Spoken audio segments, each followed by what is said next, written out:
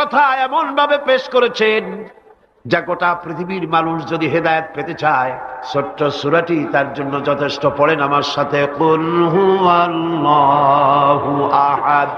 পড়েন সবাই, কুল হুয়াল্লাহু আহাদ আল্লাহুস সামাদ লাম ইয়ালিদ ওয়া লাম ইউলাদ ওয়া লাম ইয়াকুল লাহু কুফুয়ান আহাদ। আল্লাহ পাক বলেন, হে নবী আপনি বলুন, আল্লাহ এক এবং একক, তার কোনো অংশীদার নাই, তিনি বেনিয়াজ, তিনি কাউকে জন্ম দেন নাই, তাকেও কেউ জন্ম দেয়নি। আকাশ আর জমিনে আল্লাহর সমকক্ষ কেউ নাই, কেউ নাই। তিনি এক এবং একক। তার একত্ববাদের দাওয়াত দেওয়ার জন্য অসংখ্য পয়গম্বর আল্লাহ পাক এই দুনিয়ায় পাঠিয়েছেন, আর সমস্ত পয়গম্বর দাওয়াত দিয়েছেন কি, লা ইলাহা ইল্লাল্লাহু মুহাম্মাদুর রাসূলুল্লাহ।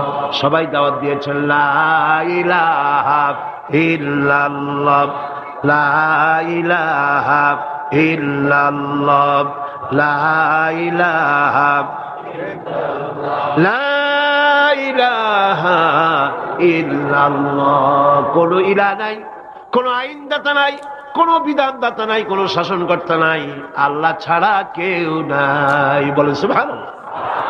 আল্লাহ এক এবং একক, তিনি সব সৃষ্টি করেছেন। আল্লাহ পাক বলছেন, আল্লাহুল্লাযী খালাকাস সামাওয়াতি ওয়াল আরদা ওয়া আনজালা মিনাস সামাই মাআন ফাআখরাজা বিহি মিনাস সামারাতি রিজকান লাকুম। আল্লাহ হচ্ছেন তিনি যিনি আকাশ সৃষ্টি করেছেন, জমিন সৃষ্টি করেছেন, আর আকাশ থেকে পানি বর্ষণ করে তোমাদের খাদ্য উৎপাদন করে দিয়েছেন। এ পানি হচ্ছে মানুষের জন্য জীবন। পানির এক নাম কি? জোরে বলেন, পানির এক নাম কি? জীবন। এই পানি এক নাম জীবন। কিন্তু কর্ণফুলীর পানি যদি চট্টগ্রামে 10 ফুট উঁচা হয়ে আসে, পানির নাম হবে কি? নাম হবে মরণ। এই পানিকে কন্ট্রোল করেন আল্লাহ রাব্বুল আলামিন।